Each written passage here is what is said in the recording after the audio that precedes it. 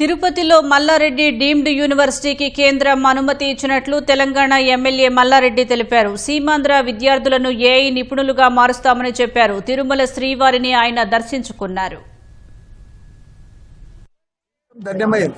నేను last year నా birthday నాడు సెప్టెంబర్ 9 నాడు మొక్కిపోయినా. తిరుపతిలో కూడా ఒక యూనివర్సిటీ పెట్టాలనుకున్నా.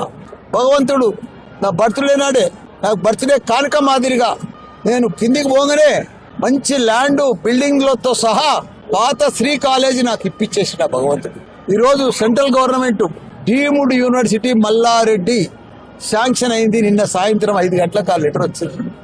అందుకే ఆ దేవుని దగ్గర పెట్టిన లెటర్, పర్మిషన్ వచ్చిన లెటర్. యూనివర్సిటీ తిరుపతి దేవస్థానం దగ్గర నాకు యూనివర్సిటీ పెట్టడం ఒక గర్వకారణం. సార్